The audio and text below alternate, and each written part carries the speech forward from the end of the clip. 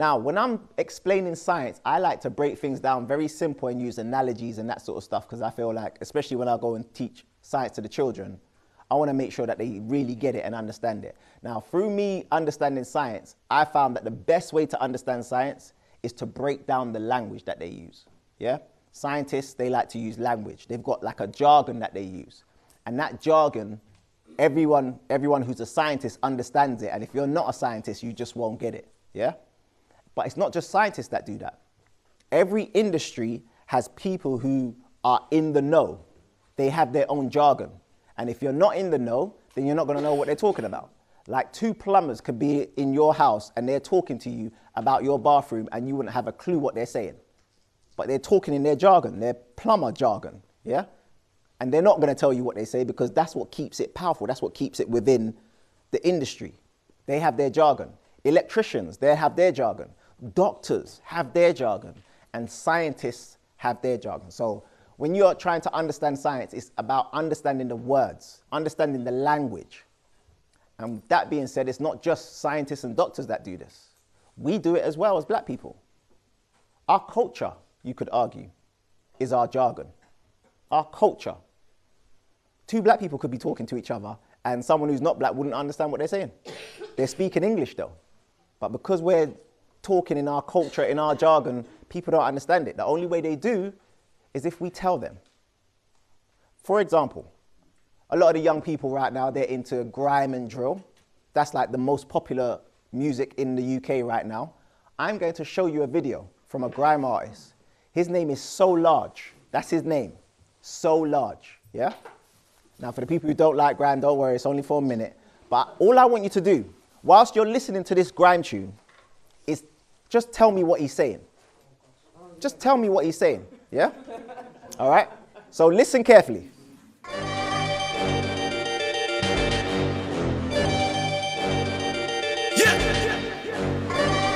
Be on your best behavior. If I have to spend my savings, only the savior can save you. Yeah, I'm larger than your average. I pay the striker's salary. I'll put bread on my beef. Call that a rich boy sandwich. Heavyweight putting on calories. I pay the striker's salary. I'll put bread on my beef. Call that a rich boy sandwich. You ain't going ham, you're a has-been. You ain't going ham, you're a has-been. I'll put bread on my beef. I'll put bread on my beef. Put your money where your mouth is. Come put your money where your mouth is. I'll get bread on the street, so I can put bread on my beef. So that was a minute of a grime tune, and the guy was speaking English. All I want you to do is tell me, what was he talking about? Putting bread on his beef. What does that mean? Bread? Money. So bread means money. What? Bread means money, yeah? So he says he's going to put bread on his beef. He's going to put money on his argument. So bread, so when you listen to it, the bread, when he says bread, it doesn't mean bread, does he? He's not talking about food. Is he talking about food? No. So he says, I'm going to put bread on my beef. And then he says, call it a rich boy sandwich. He says, call it a rich boy sandwich. So again, he's not talking about food. So he says bread, beef, and sandwich, and he's not talking about food. Then he says, heavyweight putting on calories. Again, he's not talking about food. So he's saying he's so large because he eats a lot of these rich boy sandwiches. So we need to understand, what's a rich boy sandwich? So bread on beef. He says if he's got a problem with someone, he'll put his bread on his beef. So bread means money. We all understand that bread means money. And what does beef mean? Argument. Conflict. Yeah, so confusion leads to conflict. Conflict leads to... He said that he'll put bread on his beef. Call it a rich boy sandwich. And then he said heavyweight putting on calories. Then he said, I pay the strikers' salaries. Is he talking about football? He's talking about a hitman. In other words, when he says I'm putting bread on my beef, he's saying I'm going to pay someone to kill you. That's what putting bread on my beef means. I'm going to pay someone. In other words, I'm not going to touch you. I'm not going to touch you. I'm not going to touch you. If you have an issue with me, I'm not going to touch you, but I'm going to put bread on my beef. And you're going to get dealt with. I am not going to touch you, but you're going to get dealt with. Yeah? This is why we need to understand language, because it's not just them that use it. Our children are using it as well. Ask any child sitting down here what that person just said. They'd tell you everything. But we as adults, we don't know that he's talking about killing people. Yeah? Talking about paying someone to kill someone else. That's what he means when he says bread on his beef. And he says, when he says I'm putting on calories, he's saying I'm doing this a lot. I'm paying a lot of people. Yes? But some of his actions was demonstrating, so you can watch someone's actions because he was eating the money and he was doing some of the things. Yeah. That you could sort of pick up. You can pick it up. Yeah. And that's the thing, it's out there. Like when I do my hidden science events and courses, I always say the best way to hide the truth is where? In a book. Plain sight. Just out there in plain sight. Yeah. In a book. Book is plain sight as well. Yeah. So plain sight. So you could break that down, but most people, they don't break that down. They'll just watch it and just think, oh, he's chatting foolishness. But he's literally telling you what he's going to do if you have beef with him. Yeah. Now, even though, like, I'm a fan of our culture, wherever culture it is, I'm a fan of our culture. So I'm a fan of our young black boys. Yeah. I'm just not a fan of the content, like what they're actually saying. But what he done in this tune, you could argue is quite genius. Yes. When you listen to it, anyone else listening to it, they wouldn't know what he's talking about. He's created this language which him and his peers understand. And if you're an outsider, you'll think he's talking about food. And they do this in rap as well. So this is Pusha T. And listen to what Pusha T says. Pusha T, his last album, he made it with Kanye West, yeah? And Kanye West is a bit removed from the streets right now, so, yeah? So he said that when he was making the album, he had to continue to explain to Kanye what he meant on the song. So just listen to this. I talk in cryptic code. Some people, it goes right over their heads. A lot of time I'm in there with Ye, and he's like, man, what does that mean? To other people in the street, it's like, oh my God, he's speaking a language. He's speaking directly to me. If you're in touch and in tune with the life, then it's going to mean the world to you. So if you know, you know. If you know, you know. So we do it in hip hop. They do it with science. They do it with doctors. Doctors will be like, if you know, you know. They're not going to really tell you what's going on with you. If you know, you know. So the easiest way to understand science is break down the language, break down the jargon. And the easiest way to break down language is to go to the etymology of words. We all understand what the etymology of word is. Not the definition. The definition of the word is just something that someone defined. A word, let's say this word, confusion. Someone defined it and then put it in a book. That's the definition. The etymology of the word is the study of the origin of words and the way in which their meanings have changed throughout history. So you're going back because some people, there's more than one definition of certain words. Let's go back to its origin. Where did the word originate from? So when we're talking about this word, addiction, addictive, I did some research and I found that it comes from Latin, addictus or addicti. And do you know that addiction means enslaved? Person enslaved for debt or theft. Yeah? Addictus. Addicted to, debt, slave, bound, bent upon, person enslaved. Enslaved. So that means if you're addicted to something, you're a slave to that thing. You're still a slave. Interesting. This is why I like to break down words and use etymology. Who's this? Harriet Tubman. What was her famous quote? She said, I freed 1,000 slaves. I could have freed 1,000 more if only they knew they were slaves. How many of us, if you was to walk to someone now and say, you know you're a slave to the food that you eat, they'd be like, I'm not a slave. What do you mean I'm a slave? I'm not a slave. Yeah? But we are a slave. If we're addicted to red foods, we are a slave to those foods. We're enslaved still to this day. But what else are we addicted to? I don't know. Our phones. So this is making us enslaved as well. This is making us enslaved as well. Our phones. Anything you're addicted to is going to make you a slave to, because that's what the word actually means. Yeah. Now, what about the environment? Someone wrote their environment there. Think about the environment we live in as well. So what makes us addicted? Well, if you live in an environment where everywhere you go, yeah, all you're met with is junk food, junk food, junk food. Think about the children. When I go into the schools, it's funny because when I come out of the school, I look left, I look right, and there's a chicken shop both sides. Like, I'm thinking, why are these chicken shops so close to the schools? Is that by design? Yeah? And like our children, they know these guys. They probably know them by name. Yeah. Boss man, sort me out, man. Boss man, boss man. Yeah? But it's like these guys know, like, they're feeding us poison. Look at their faces. They're going to actually eat it. Look at that. But this is the environment, yeah? So we actually live in an environment that promotes an unhealthy lifestyle.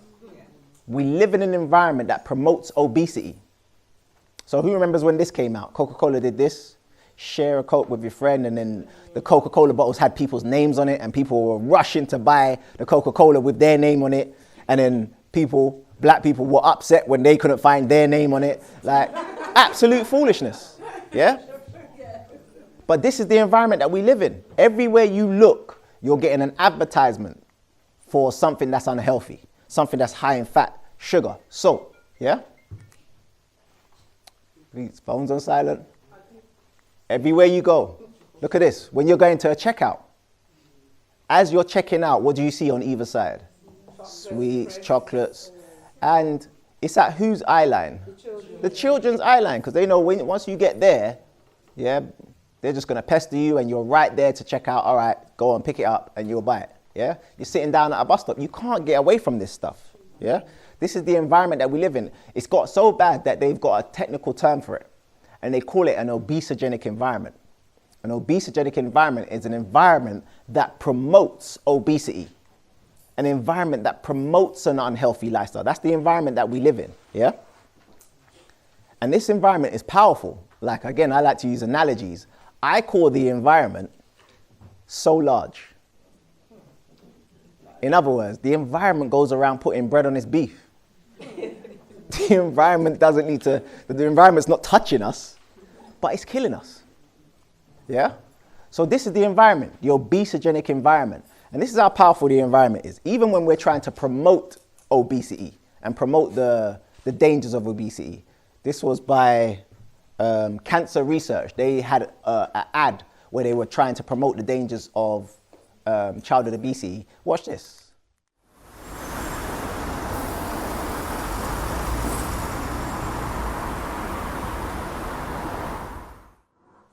That's the obesogenic environment.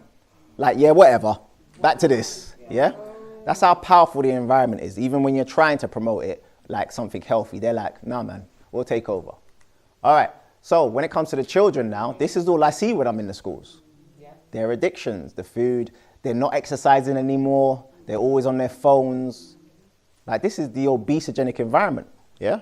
And the obesogenic environment is not just marketing and advertising. The obesogenic environment is any part of the environment that stops us from eating healthy food or stops us from exercising.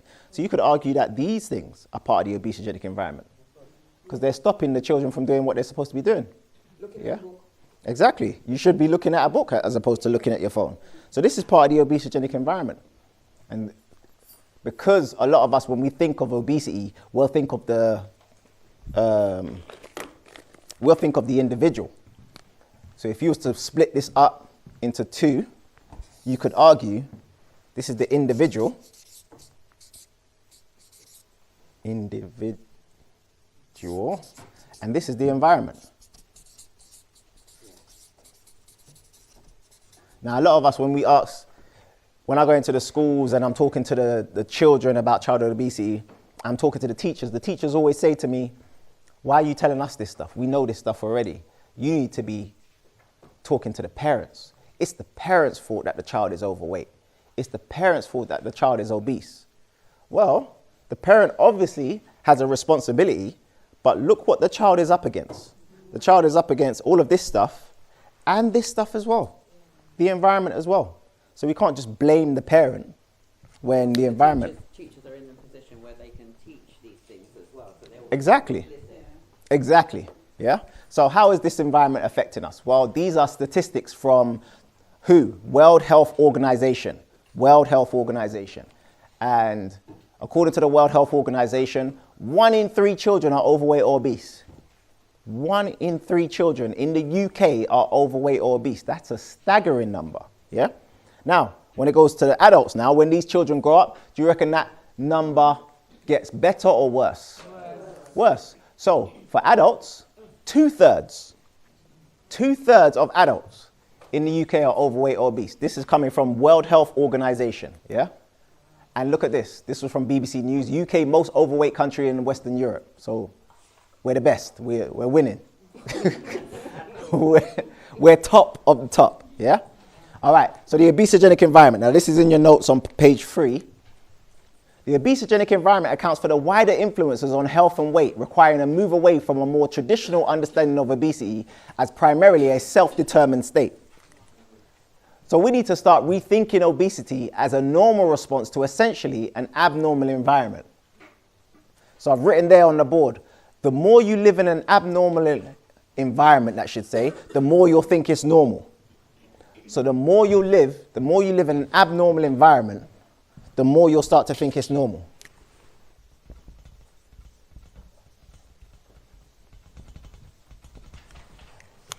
And if our children are growing up in this obesogenic environment, they're going to start to think that the obesogenic environment is normal.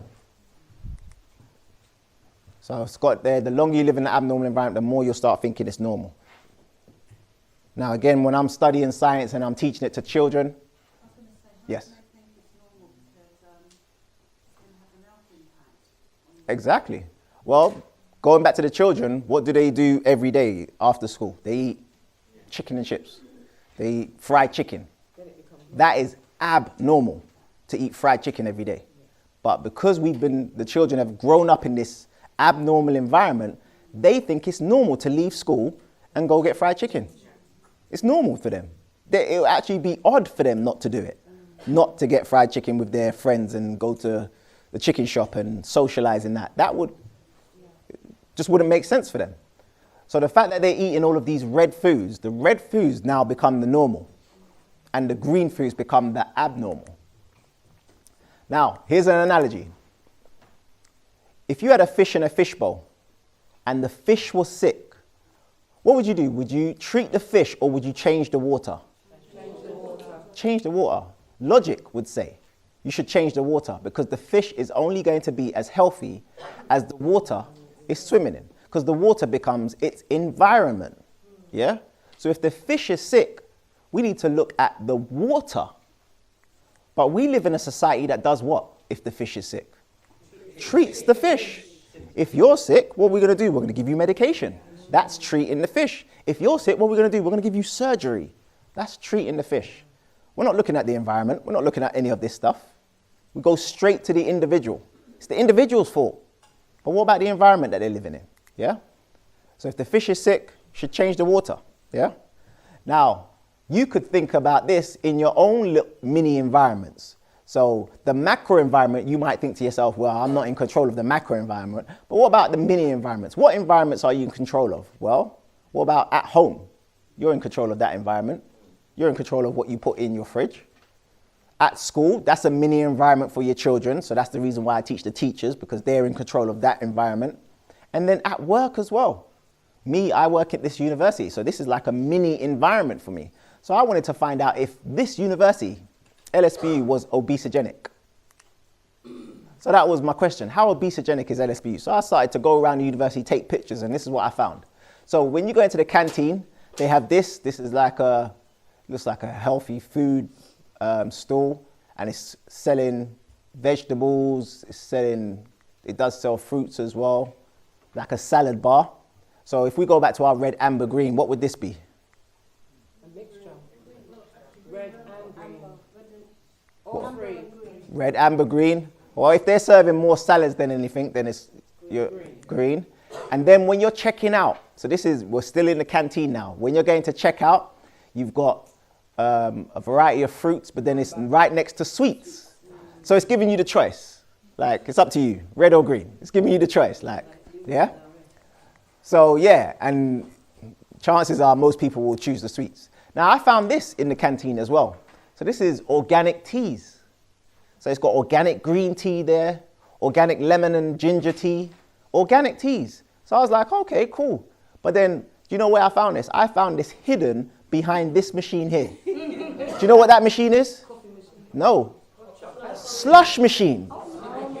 Slush machine. So that's obesogenic, yeah?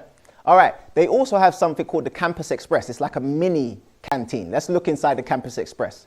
All right, at the top there we have those cut up fruits, ready-made fruits. What did we say that was? Red, amber, or green? Red, all right. The sandwiches, red, amber, or green? Red, okay. Fruit juice, red, amber, or green? Red. Energy drinks? Fizzy drinks? Crisps? Everything here is red except for a couple water bottles. Yeah? So this is the environment that the students that will go to this university, this is their mini obesogenic environment. Now, you go to the vending machine and let's see what the vending machine's got. Crisps, chocolates, fizzy drinks, energy drinks. This is all red. Now, close to this vending machine, they have what they call the healthy alternative vending machine. It's called the healthy alternative. Let's see what's in the healthy alternative vending machine. So look, the healthier way to snack. So this has got like, you know, energy bars, like what do they call them? Protein bars for the people who work out and that sort of stuff.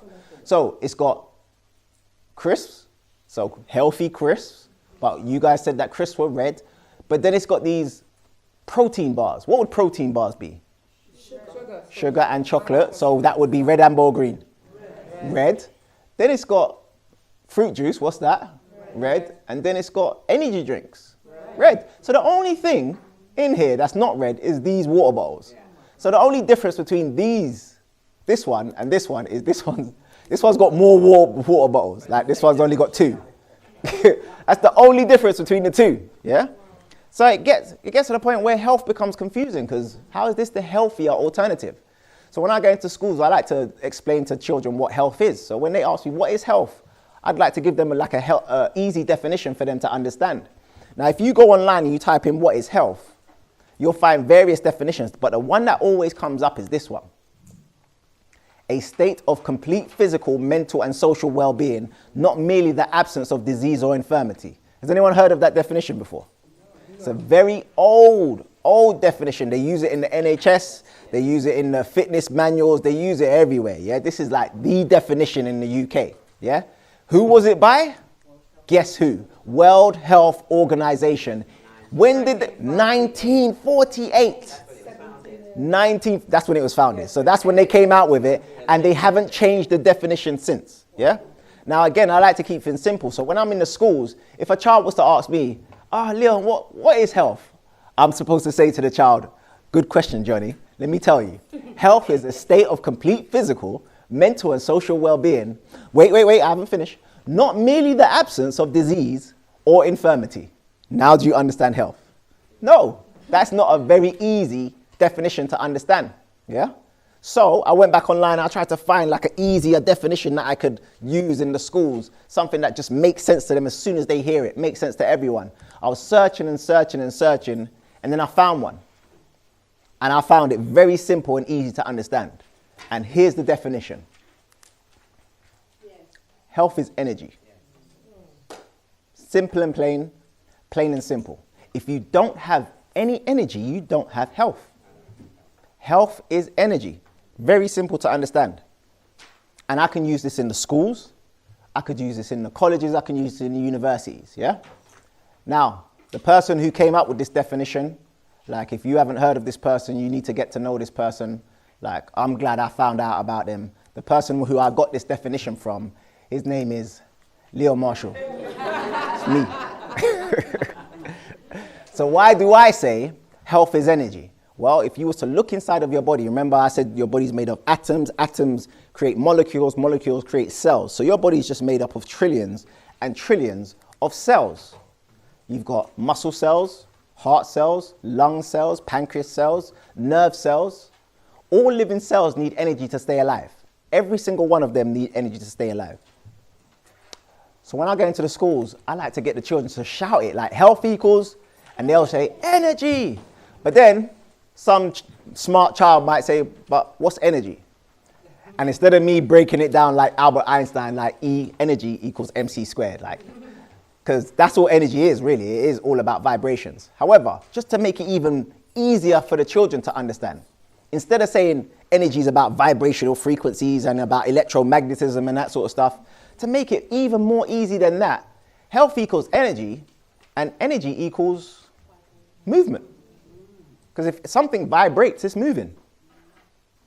So health equals energy, and energy equals movement.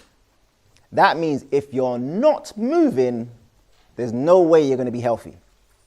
You see how that works? Health equals energy, energy equals movement. In order to stay healthy, guess what you need to do? Move, yeah? So you can look at it like a scale. Energy in versus energy out. And if that's balance, you're going to be a healthy human being. That's what balance is, health, balance, my art. However, if there's an imbalance, this could lead to health issues. That imbalance could be too much sugar. That imbalance could be too much fat or salt. Or it could be an imbalance of hormones or imbalance of emotions. If there's an imbalance, it's going to lead to health issues. Now again, health equals energy, and I can use this with the children. Children get it straight away. You know why children understand the concept straight away? Because most of their computer games are based on the main character having energy to stay alive. So what game is this? Close. Mortal Kombat, yes. And this is Scorpion, and this is Sub-Zero. Look at Scorpion's energy bar. Look at Sub-Zero's. Who's about to get finished? Very easy to understand. Health, finish him. Health equals energy.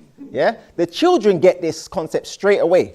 However, when I'm teaching health in the universities, I don't use this because even though a lot of the university students, they're 18 plus, they might be on computer games. They don't understand it from this point of view, but they sure do understand it from this point of view.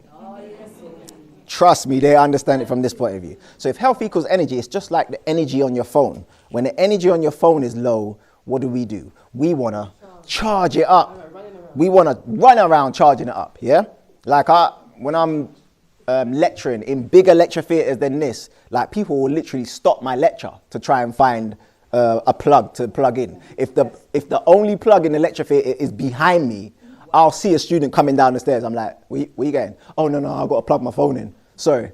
And then he'll interrupt my class just to plug his phone in because this, to them, is the worst thing in the world. This is the worst thing in the world. Your battery being low, not having any energy, your batteries being low on your phone is the worst thing in the world. Well, guess what? Your cells are like batteries. So your cells need to get charged up as well. Your cells need to be charged up as well. So here's the question. Are you charged up? Where should I? Yeah? I mean, generally speaking. Sorry, I've been cheeky. Let me see if I can use this.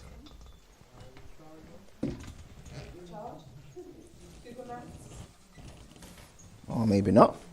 Oh, there you go. All right.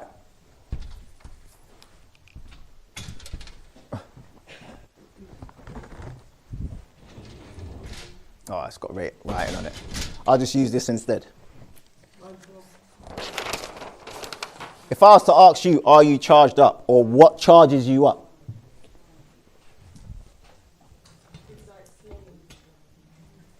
A good night's sleep. Water.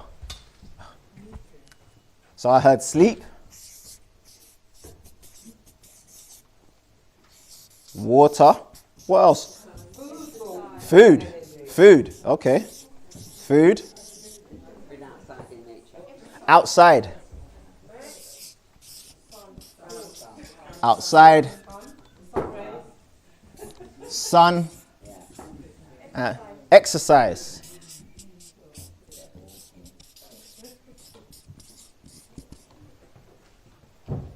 I was ask you, what charges you up? What charges up your cells? Rest.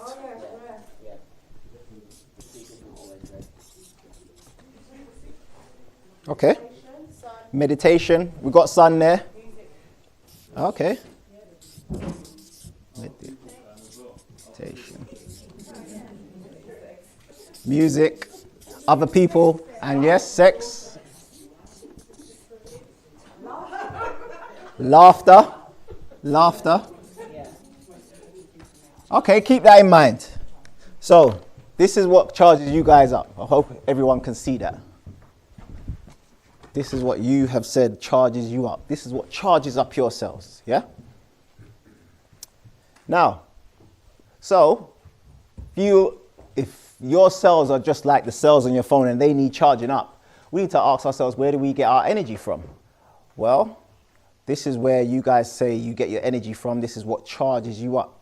However, you are on a science course. This is the hidden science of Black Holistic Health. So let's get into a little bit of science now. Again, you might remember this from school. The periodic table of elements, yeah? So So the periodic table of elements shows all the elements in the known universe, yeah? Now, obviously you're not gonna know all of them, but there's some that you obviously know. Hydrogen, carbon, nitrogen, oxygen, you got fluorine, what else have you got? Copper, zinc, nickel, iron, manganese, chromium, potassium, calcium, magnesium, sodium. These are all the minerals or elements that are in the universe, yeah? But without even remembering what you learned at school, without even me telling you what the most important elements are, you'd be able to know just from simple logic. So if I was to ask you, because again, you've got carbon, you've got oxygen, you've got sodium, magnesium, potassium, all of that stuff. If I was to ask you, for you as a human being, what are the 4 most important elements? What are the 4 most important elements? Well, this is what charges you up, yeah? So a lot of people said food charges them up, yeah? Okay, how long could you live without food? A couple of weeks? A few days? There's people that's gone months without food. Like, that's what fasting is, yeah? So you can go months without food, yeah? So that means food can't be the most important thing with regards to your health, because you can go months without it. Water. How long can you go without water?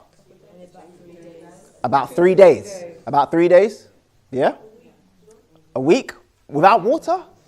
Okay. So 3 days maybe. Okay. So that means water's more important than food. Yeah?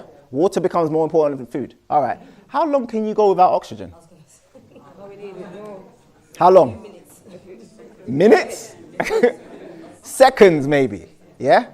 So what's the most important element that your body needs? Oxygen. Oxygen becomes the most important thing that your body needs. It's the most important element on the periodic table.